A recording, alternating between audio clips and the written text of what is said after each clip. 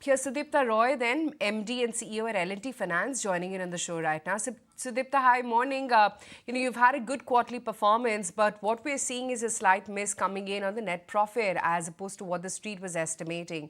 You've also seen a sequential decline on this front. And I believe this is on the additional provisioning that you've made for your security receipts. Help us understand why this was done and if this is a one-off. We are also cognizant of the fact that we had an SR poll, which actually was needed to be addressed as well. So, and when we analyzed the entire SR poll, we wanted to provide again something which we call sequence risk. That means, as the SR pool assets get resolved, one asset might get resolved this quarter, another asset might get resolved the next quarter. The asset getting resolved the preceding quarter might require a markdown, but actually the asset getting resolved the next quarter actually might yield a surplus. So on an overall basis, we might be in a surplus, but we have a sequencing risk. That means your markdowns might come earlier than your gains from the portfolio resolutions later on. To protect the quarter-on-quarter P&L from these variations arising out of what we call the sequence risk, we have taken this prudential provision, which is about 175 crores through the P&L this quarter and about 546 crores released from the fair valuation of our wholesale portfolio because of the wholesale portfolio rundown so far. So we are now holding a floating provision of about 721 crores at a portfolio level, which can be used against any SR to address the sequence risk. So to answer your question, to summarize, yes, there is a sequential degrowth in our quarter-on-quarter profit growth rate, but that has been necessitated only by this 175 crores of provision that we have taken to create the additional prudential provision held against the SRs to address the sequence risk. Actually, if I look at the overall profitability before the prudential provision, then actually the core performance remains very, very strong. And the consol PAT at an overall level works out to about 666 crores before the prudential provision of about 175 crores, which is almost a 30% growth rate on a year-on-year basis.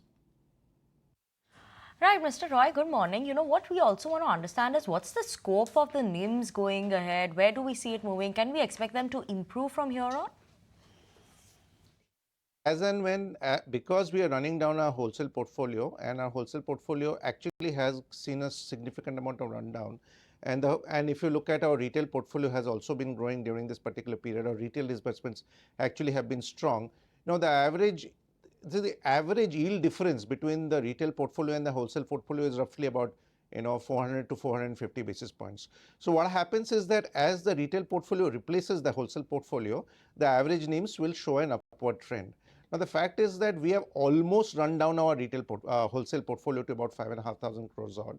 So, the scope of rundown thereafter will probably be a little slower because we are left with largely standard assets, which we probably would carry on our books and not take a haircut or try to dispose of them off quickly. Probably we will let those assets run the course of their lifetime, right? Unless we get someone who is willing to pick it up off at a good value. So right now, because our retailization is about 94%, you might see that the growth in the NIMs might temper off a bit over the next couple of quarters in terms of the positive trajectory that we have seen over the last couple of quarters. But again, it depends on the cost of funds trajectory as well. Our cost of funds trajectory has been pretty stable because of very close management by our treasury team. However, given the fact that we are probably looking at a longer term higher interest cost regime, given the sort of the inflationary conditions in India as well as on the global front, we expect that more or less we will try to maintain our NIMs at this levels, maybe a little bit positive upward tick on a couple of basis points upward tick because of further retailization of the portfolio. Sure. Sudipta, can you detail out your farmer finance segment, because lending has gone down by 2% year on year and 25% on a sequential basis. With the upcoming monsoon season ahead, can we expect this segment to show some growth? I think it's a very pertinent question because the fact is that the rainfall has been very, very uneven last year. And given that the water reservoir levels are at a very low level especially in the western and the southern states, the farmer finance business, which primarily constitutes of a tractor financing business, the industry has been extremely sluggish. The industry has degrown on a year-on-year basis in terms of OEM shipments to final actually utilization of the OEM shipments by about 20% odd. So, that has contributed to a sluggish disbursement especially in Q4.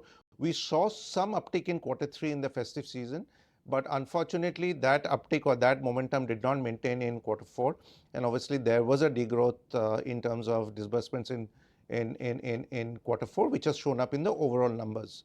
However, given the fact that the current predictions about monsoons is that we'll have a near normal monsoon this year. Probably it might be a little bit of a delayed onset, but the fact is that the predictions are that we will have a near normal monsoon. And given the predictions that we will have a near normal monsoon, we are hoping that demand in this business will pick up around August, September, and we will have a very normal festive season, probably a better than average festive season. But however, the caveat is that depends on the trajectory and the progress of the monsoon. Right. I also want to talk about your Lakshya 2026 goals, because you've already surpassed the realization goal of more than 80% in the previous quarter, and you're currently at 94%. But when is it that you see this rundown getting completed? So as I told you, our wholesale assets are now about 5,500 crores odd and mostly consist of standard assets. So we are not in an extreme hurry to pare them down or sell them at a discount. So the pace at which, and as I also told you that we ran down from about 38,000 crores odd to about 5,500 crores in a period of about 2 years. Now the fact is that the further resolution of these assets will probably be a little more measured. And as our retail distribution grows and as our retail disbursements keep on growing, we are hopeful that the percentage share of the wholesale book, of the total book, will keep on shrinking further. As you know, as of Q4, we are at about 94% retail, and we have said that we intend to maintain that 25% CAGR on retail growth over the next couple of quarters. So we are hopeful that over the next couple of quarters, our wholesale book will probably tend towards low single-digit level, a very low single-digit level, as well as our retail.